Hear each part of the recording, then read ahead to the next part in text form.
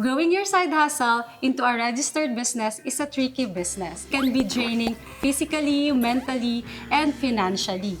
Dito sa Madiskarte Moms PH YouTube channel, alamin ang iba't ibang paraan at diskarte para magsimula at mag-grow ang iyong sariling online home business. Kung gusto nyo ng mga ganitong tips at videos, mag-like, share at subscribe to our channel, ang #1 online community para sa inyo mga Madiskarte Moms.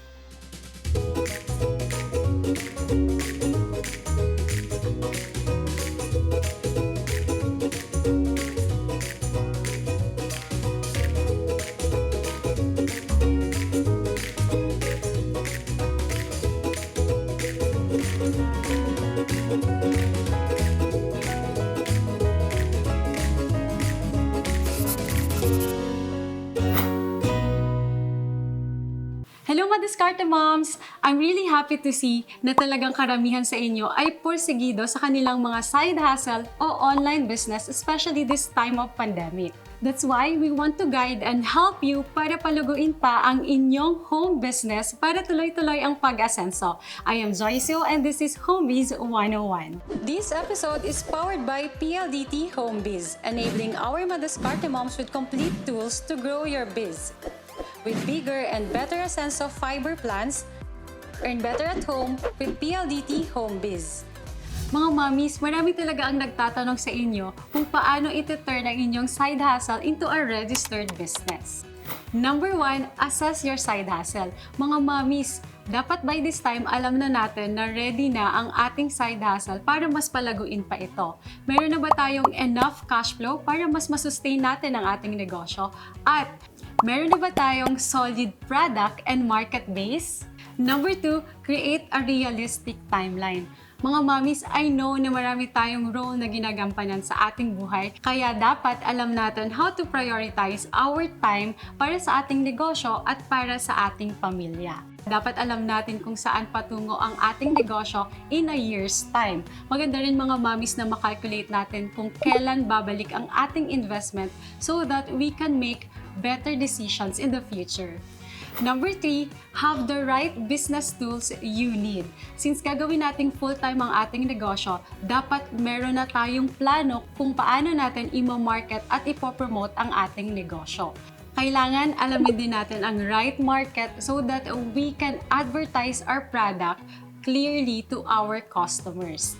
At mga mommies, dapat meron din tayong strong branding para mas makilala at tumatak tayo sa ating mga customers.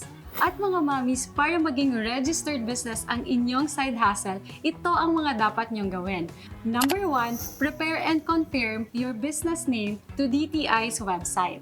Number 2, fill out the registration form. 3, pay the registration fee at download your certificate.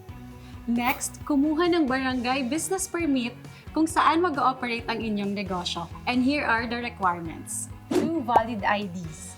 Proof of address, contract of lease if you are renting, or certificate of land title if you own the property, at certificate of registration from DTI. Ngayong meron na kayong Barangay Business Permit, pwede na kayong kumuha ng Mayor's Permit. At eto naman ang mga requirements. City or Municipality Business Permit requirements. 2 valid IDs, proof of address, contract of lease if you are renting, or certificate of land title if you own the property, certificate of registration from DTI, at Barangay Business Clearance. And lastly, register your business with BIR.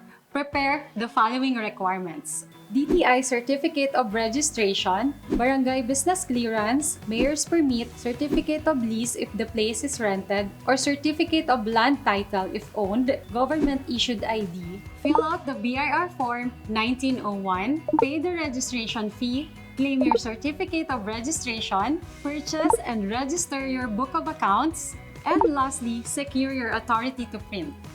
O mga mommies, remember, a registered business legitimizes your trade. It will give you more credibility with your suppliers and your clients. And that's one step on making your side hustle into a sustainable business para tuloy-tuloy ang pag-asenso nyo. If you like this content, don't forget to like, share, and subscribe to our channel. Hit the notification bell para updated kayo on our succeeding HomeBiz 101 videos. Until next time, this is Joyce Yeo of HomeBiz 101.